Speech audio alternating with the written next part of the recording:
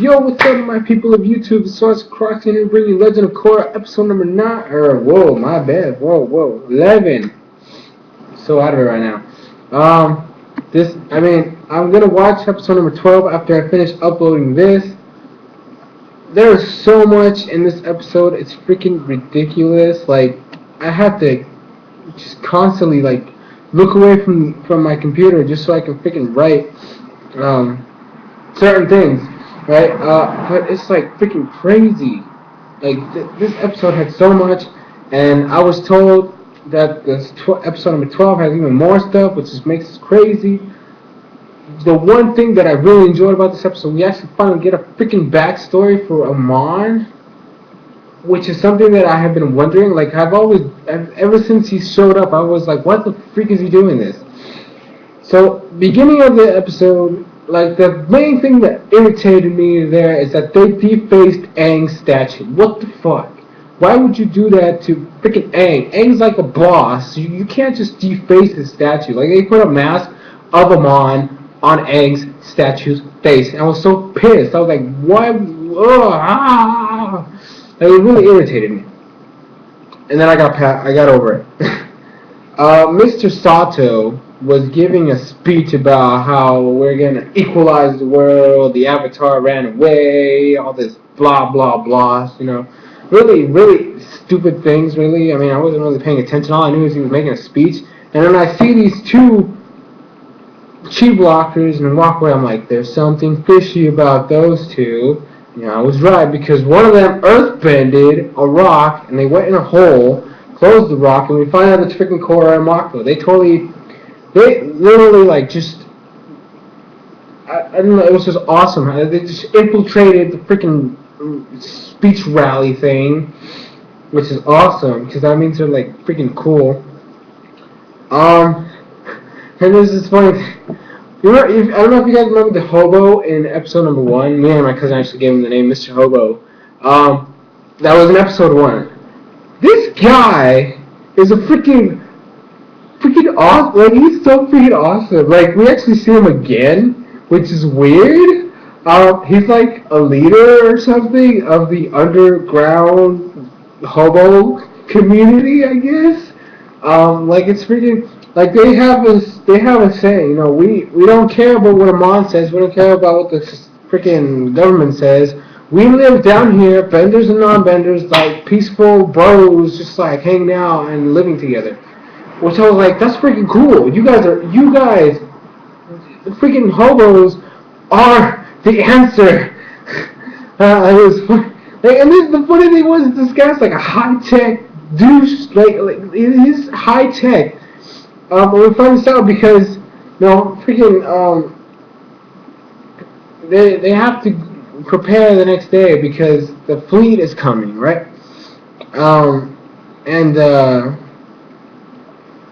Korra, and we actually see Korra, she's like, can't sleep, and neither can Mako, and they actually start complimenting each other and how they know that they can't live without the other now, which is freaking funny, because I'm starting to believe back in Korra, which is weird, because I didn't really think, I knew it was going to happen, but later, like way later, but whatever, right? And then we see freaking Amon taking away the White Lotus, Sis bending, and all the guards in the Avatar Island, which was freaking, I hate him for that. I just hate him because of this. But even after his backstory, I still think it's stupid that he's doing this. I don't know why. It's just the way I am. So anyways, we actually see General Iroh, Mr. Zuko. I guess he is Zuko's grandson. I don't know how that works. This guy looks like he's 22 or something. And freaking Zuko, that means Zuko had a kid. Let me see, he was like, what, 16, 17? Something like that, around that age, in the previous series. So that means he either had a kid when he was 18, 19, or his kid had a kid when he was 18, 19. There's no way he could have a grandson at that age. Like, what the freak? Like, he looks 20, he looks to me like he's in his 20s. He's a freaking general of the United Forces. What? Seriously, like, it just boggles my mind because I can't grasp how this works. Like, how in the world is this kid freaking Zuko's grandson? Because obviously we can't assume that when he said my grandfather believed in the Avatar, if he was Zuko's son, because that would mean he was talking about Fire King Ozai, which wouldn't make sense because he hated the Avatar. So I'm getting totally off topic. I'm actually going to talk about this.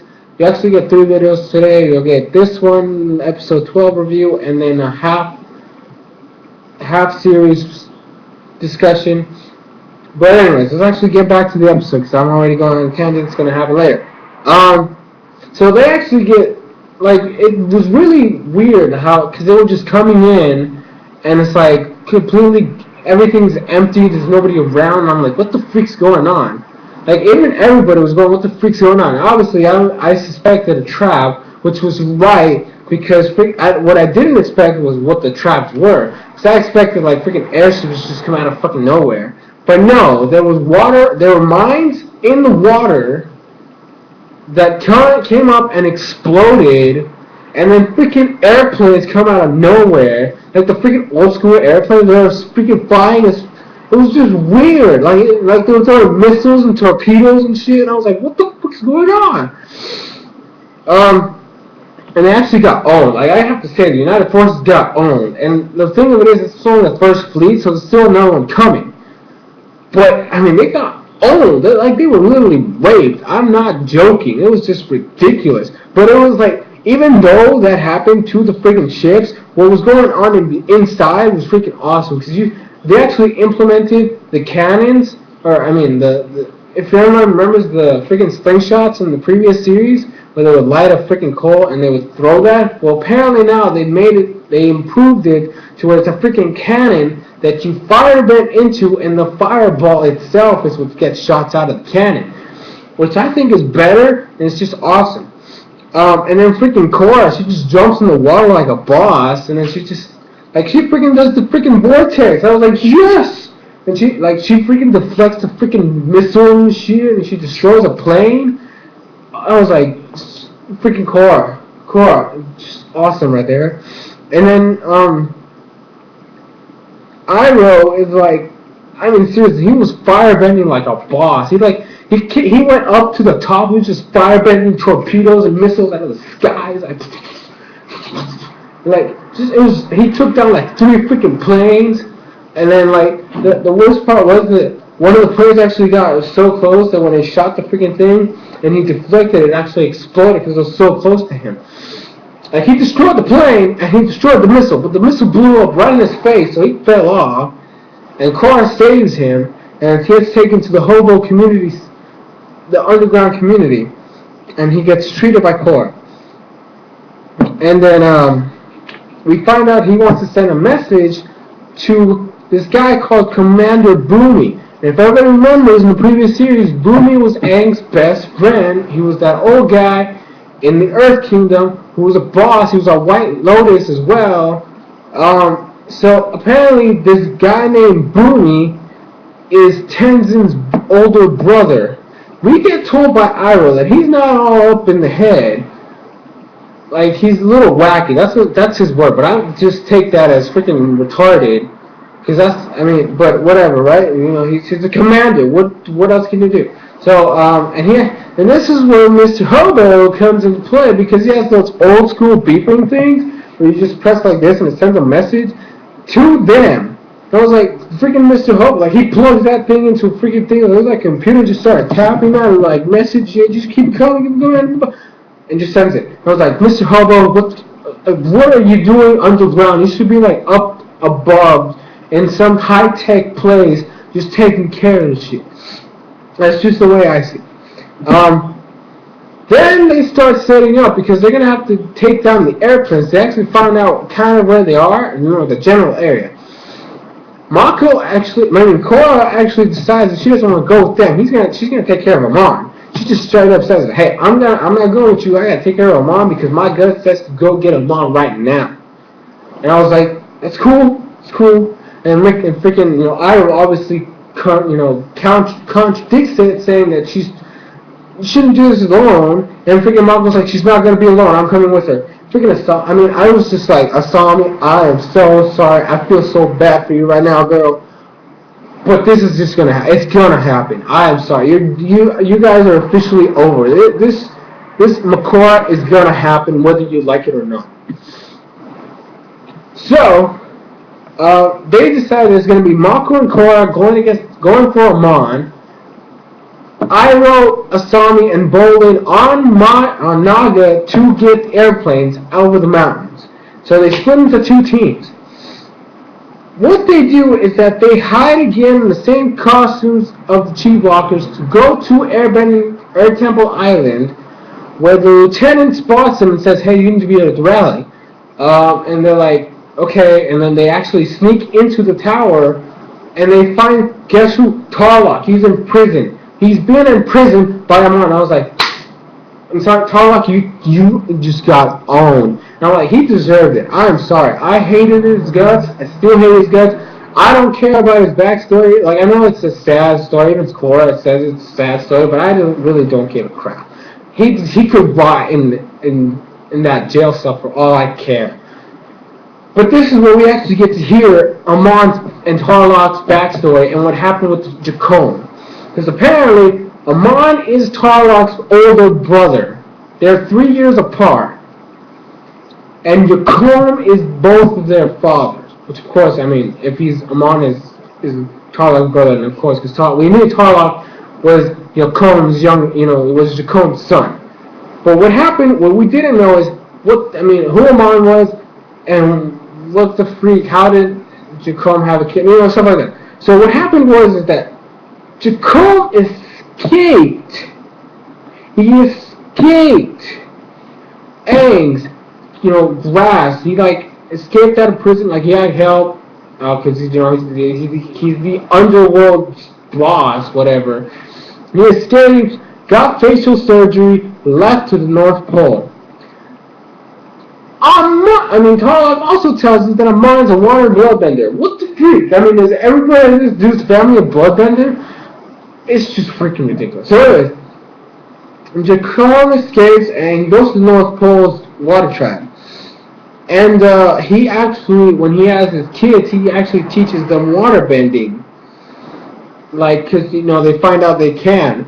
But then he wants to take it a step further. And what he does is, he takes them on camping and hunting trips. Every full moon, suspicious much?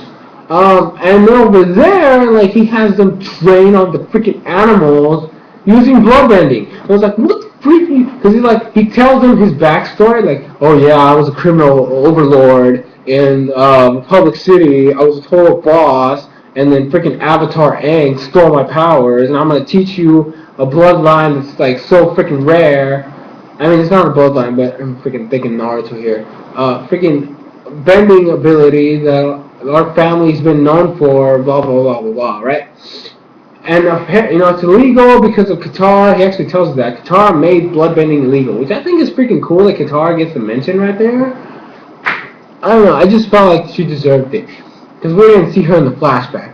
Anyway, back to bloodbending. He actually teaches them bloodbending. And if Amon's name, his real name, I wrote it here, is Noatak. I was like, wow. He went from Noatak to Amon. But anyways, so he's actually a prodigy. He mastered bloodbending so freaking fast. He mastered waterbending before Tarlok did, and he actually mastered bloodbending before Tarlok did. And the weird part is that Noatak, it's just weird calling him Noatak. He was able to learn psychic bloodbending, which I actually had to take a second to actually realize, and for them to kind of explain it. Apparently what it is that you use your mind to do bloodbending, which is exactly what Jacome did at the prison, in the courtroom. So I was like, oh, so that's what he was doing. So apparently he can bloodbend with his mind, and then, which is weird. And then when they actually ask him how he knows Amon's his brother, it's because when he takes away your bending via bloodbending. I don't know how that works. I hope they explain it in episode 12, because I have no idea. And then they actually, the final test, this freaking thing is Noatak versus Tarlok. They actually have to bloodbend each other. And, of course, Amon, I'm just going to call him Amon because I like that better. Amon actually bloodbends Tarlok, like he's just staring him down. He's like, ugh. The freaking Tarlok obviously like starts, like he's having a seizure, and then he falls to the ground, and then Jacomb's like, yes, done. And he's like, Tarlok, you bloodbend your brother. He's like, no, I don't want to do it. That felt awful. I never want to bloodbend that person in my life. And then he's like, I don't want to do it with my brother. And then he's like, you're so weak. So weak. And he starts yelling at the kid. I was like, what the freak are you doing? He's like, freaking 11. Sheesh. Because freaking Amon was 14. Which is when he actually mastered this shit. And then freaking Amon just bloodbends his dad. Just freaking totally owns him. He's like, whoosh. He's like, you are the weakest. You can't even bend this whole thing. You using us for revenge. What kind of father are you? And just throws him. He's like, and then he's like, let's go, Tarlok. We gotta leave. And he's like, no, I don't want to go. We can't leave Mom. And he's like, you are weak. And he just walks away. And of course, Tarlok and Jacob spent days looking for Amon, and they come back home, and then his mom changes because he lost her son. And then his dad was like, you know what, I'm not teaching you anything anymore because you're just a dick. Because he's just a dick, right? And then I was like, you know what? I mean, I admit that was a sad fight, or a sad background story, but I still hate Tarlok. He did too much for me to care about his backstory like this. I mean, I can understand Amon's frustrations because he was the prodigy, but Tarlok's side, I don't really see it. I don't see it as much as I do with Amon, but I still hate Amon. I mean, I don't hate him as much as I used to, but Tarlok, I just can't really, I don't even care anymore. And then, you know, of course, Korra comes up with like, hey, we can go to Iraq because we got an advantage. We know that Amon is a bender, what the fuck, a bender, so we can take him that, and be like, hey, everybody, he's a bender, he's lying to you. You are not going to be equal because you're still being dominated by a bender. And I was like, freaking Korra, she's a genius. And Mark was like, yeah! Like, he totally agrees with her. And I was like, yeah, I know something's going to happen right now. And then that's the end of the episode. And I cannot wait for episode. I mean, well, actually, Tarlok's like, just go ahead. Like, he was going to be rescued, I guess. But he's like, no, just go. Just end this complete darkness, bullshit, enlightenment, nonsense, whatever. So it wasn't really that much in the ending. But I gotta say, it didn't have me as hyped as the previous 3 episodes because, I mean, even though it follows directly with what's going on, it was kind of just a backstory episode. I mean, we did get to see some funny stuff. Like, I enjoyed freaking Mr. Hobo as a freaking spy. He's a freaking spy. But, I mean, everything else was just, like, calm. And then there was the sad. And then there was the freaking awesome. And like, it was awesome in the beginning and kind of died down later because it became more calm and then sad. So, like, it didn't have me completely hyped the entire time. I was hyped in the beginning, but not at the end. So, that's it for this episode. Thank you guys for watching. I really appreciate it. Don't forget to comment in the comment section below. My question for you today is going to be, what do you think of Tarlok? I mean, do you respect him more? Do you, or Tarlok and Amon's story? What did you think of their backstory? Do you feel something new about him? Because did you not like him before and you kind of understand him now and change your mind or something like that? Give me what you think now of Tarlok and Amon after hearing that backstory. And, yeah, I guess that's it. So keep mastering whatever bending is the one that you like. And I will catch you for episode 12 in like half an hour. So, this has been SoresanCrockxen. I'll catch you guys later.